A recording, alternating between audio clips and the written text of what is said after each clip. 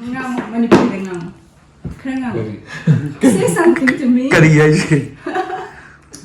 say Manipuri that I like you, I love you? I love you.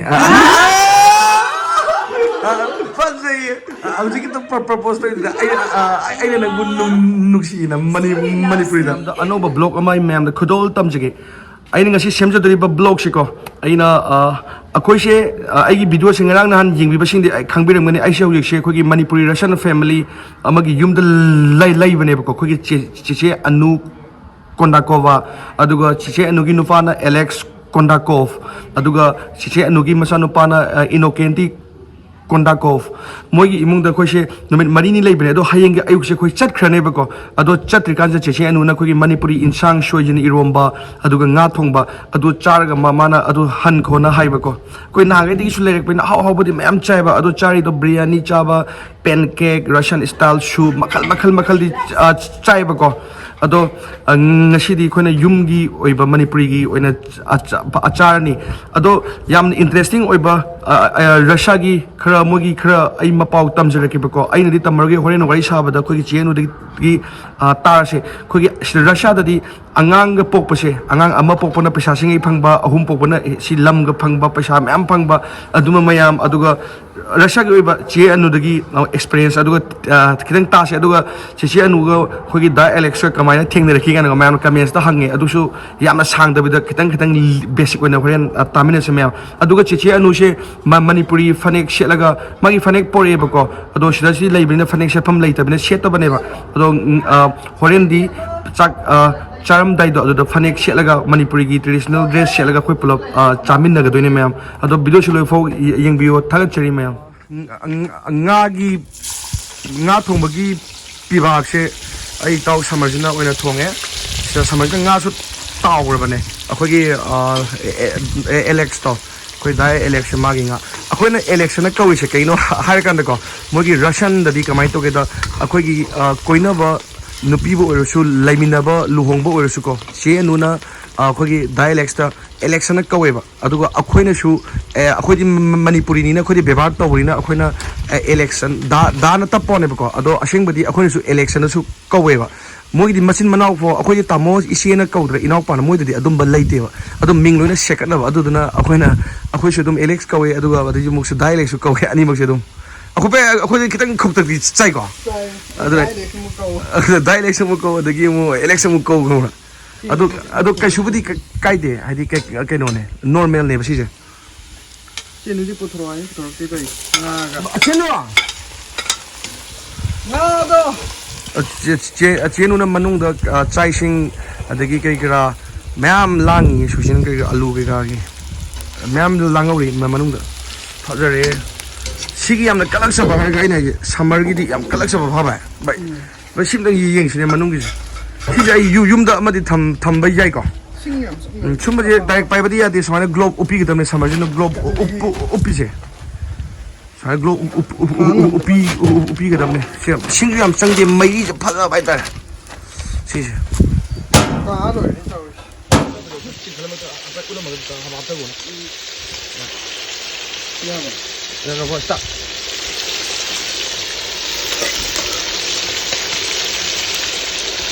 Phát ra rê xí đi, phát ra rê. Tôi giờ xí ra pung đi mà pan, đi pa mà cái mà pan Tara bane do weathering ale mandri nga thong je phajare alu hap phidari ngai ri yam ti phajare machu ya le ti pha do dang phajada se mo si wali ni je kra akhoi samarina akhoi dialects ki khudei se pi ni khudei se khar pi e ko adu oresu na le Koi se ma'am chak loy bako koi se chai sing kai no je abhana yeng ase du ko ki dialects le say hi dialects adu ga say hi mayam hi mayam adu dialects le ko ki khudai ne khoi ki khudai se khra di pikre mari wang chaw ne ko Russian na adu du ga kino na khoi ki chino adu ki si phi je kari ko we akhoi ni pira pune se muka muka fi ne akoi manipur gi traditional ne machu zani am pamba machu zu faje asut ni dana kwa machu ziam pamba gena aduga chaksa di mamang da che no ga dais ka akoi mayam na khanging bado adu do khra hangje da che no ga dais ka kram ganda hana thengnakhi akoi first time. So do you want to say something? When did we meet? Yeah. When did Say first. Dialects. I'm more interested Says in this. recording. So we just say. Dialects ta hana hai lage say dialects how you met guys. We met in 2005 in New Delhi at a church. Church ta It was our first meeting. Yeah. dialects ka ke was 2005 ta khoi church ta Delhi da thengnei ba But we got married so quickly within 5 months. aduga thamanga da su ngata adum khangnu baga thamanga da ba aduga Because he luhongre wanted to marry me, so aduga Delay. aduga hojik che pulapna chahi ka sure more than 16 years. more than 16 years completed Marriage. aduga che anuga dialects ka magi machanu pa ina kinti su lai ina kinti chahi ka sure In a kinti is say happen. 9 years aduga dialects manipuri su khange akhoi na ngangnei se maloi na understand tawe to khala hai je Ngam Manipuri ngam. Krangam. Say something to me. kari hai je How to say Manipuri that I like you, I love you? I love you. And then she. Fazay abji kita propose to ai na nuksi na manipuri da lovebirds sila ne ko gi Right here. Papa said in Manipuri that he. Papa ne Manipuri da mashu manipuri khange He's also shy like me. Whenever we get lost, we forget about it. adu cheno dialects ko khoi Russian sing je khoi angang pok pa je si je paisa gi phangbra phangda si mayam da hai biu Angang phang pokpasi phangi aduga yamna su yam poknare amui masi masa nipan poe nipan tare nupi ama adu loin su phai angang mem ado angang amma popoda sum around Russian ruble da kya humpi angang popo kya pige di khangde uziki reta ina kenti gida lupa yamna di phangi de han oirak pagi ko lupa 3000 rubles 4000 mani phangi ma aduga ahom ka podi ahong po di dum phangi he ya I think we got 10,000. 10,000 mi ko think. I forgot 10,000 I didn't think dre aduga ahom podi kya mo ne ho ahong po din yam Now for one child, the government gives also. 10,000 aduga marak to sune dialects dialects how about the three devis like I don't know, they keep on changing, but earlier when the Kinji was born, for one child they give only a little bit, like 10,000. 10,000 I think 83,000 now they give more. more so hingale eba hinkale adu lam ga di pi ba in lam akogi pastor du masa napa mari ra kano leiba ko adu moi lam le adu yum sa ga ngang du gi damak ta phanga ga Plus they're supporting money like every month also until some age. The till they government grow gives. till the child grow I forgot till. till the child grows I think they still give They give a little bit.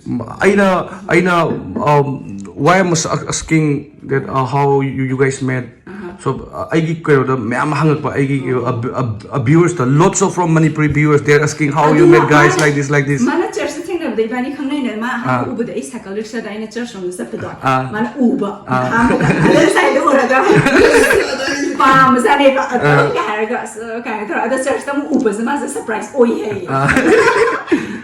aduga dialects se koi India gi mafam ayam chatle Kashmir Delhi Mumbai adagi Tamil Nadu Assam Manipur Meghalaya mayam chatle ma je aduga chenu atai ke le atai mayam le do nijang bakra kai no sa kadi ma sum atai ke lam de chale aina high state akoi India manung da ti kai chatle even akhoi Manipur gi loktak su ko heavy su loktak dialects akhoi gi loktak su chatlo re Vasandra Bose INA Bangalore the Dawi Lerame Quite Tamil Nadu Tamil Nadu Bangalore didn't need an aqua I don't know where you don't Bangalore we were there right Bangalore is Sale the Dawi thing Nabaki Duka Meghalaya Chale the Shillong Guwahati Chatabalake Manina India Gima from the Dika at the Tabakiso but you could go Chapado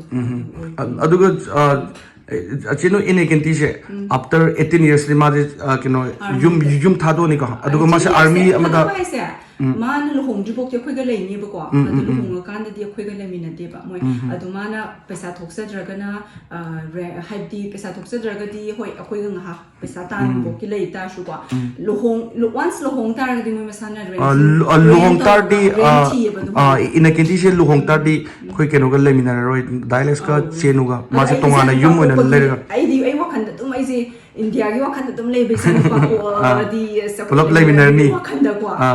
Ado kitang ket nei ko ado asi chinu kari khale chinu di manipuri ningolina amarom di phai amarom dos patabale ko ado aisu isani na dum uningi na nunti ubadi phangaroi dana sometimes visit na tradia aduna adu kumbai di khara nungai ti amarom di moina independent oina legi ba haibse moi do so aina yeta habi moi gi proverbs amale you have a saying that if we have many hats like will be a big problem in the family, right? Like, yeah. So for living a joint family, is problem. It doesn't work here in Russia.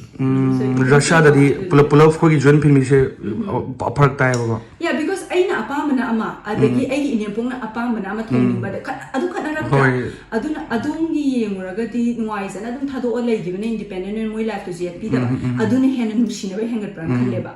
Hoi, asini aina chenuga dials kada mayam na hangba question ne ina hangisi aduga ngasi khoi special oina khoi manipuri nsang ne asta kenona chenu na sembi how is ara kino pangdi si how is our asi sina kino dai LXK kai kino the simoro khapa asi ki nga thong je dialects cha ga ra hore Masa try to I think it will be hard, but it's really good. Little bit, not too much. Adu asis ni iromba asit yam sani. Iromba it is more spicy. Soijin iromba. Si soijin iromba ne. Si ai garden ding atani ko. Si di mana si natural atani. Asi natural ngak tani. Organic atani. Adu fadigom adu salad. Si ai garden ding yam how ai. Thabi si natural ngak tani khoi market gi amta nati chenu gi magi garden gi aduga sisna khoi nga atawba nga thongba aduga khoi batch ama yawe khoi khoi Jay Maharashtra khoi sure Russian aduga Manipuri mitai aduga Hindu Jay Maharashtra aduga Ahmad Hi ma'am mana Araf tagi Yemen tagi abu khoi country atop to ma'am sure Good other ma'am, stars, ma'am. Dialects, how's the taste? I haven't tried it. Yeah, please. Not actually, dialects. I feel like I'm in Manipur now. Enjoy. But more asab, Java yam sari, she showing you. Courage child. No, this is just. I do a can get a Akwai isan ne bako mana Jay Maharashtra di madi batch ne duna magi tongana asi je khoi batch sembiri ne che anuna fish Manipuri fish this fermented fish okay yeah you know also iromba yeah ma je chaab ne do kino mana ngari yaw do No, not Iromba. This one. What does it call? how is it taste please Iromba. how ring si ko khoi ngat And this thong it's very good. I try to handle try the fish. is it spicy or not It's nice. It's tasty. How I'd say it's very tasty. Yamna Hawaii. Yamna Hawaii. Ado inagindi madi saroi ko. What's I'm trying? I'm trying. Ma'am, madudi char se khoi.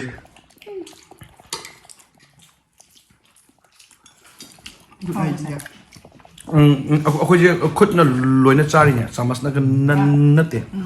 Akhoi dialect su chenu su samar su aduga ai manawa Ahmad su aduga Vivini su. Akhoi je khut na thane samas na am ta chade. ꯑꯗꯣ ꯏꯔꯣꯝꯕꯁꯦ try ꯇꯧꯁꯦ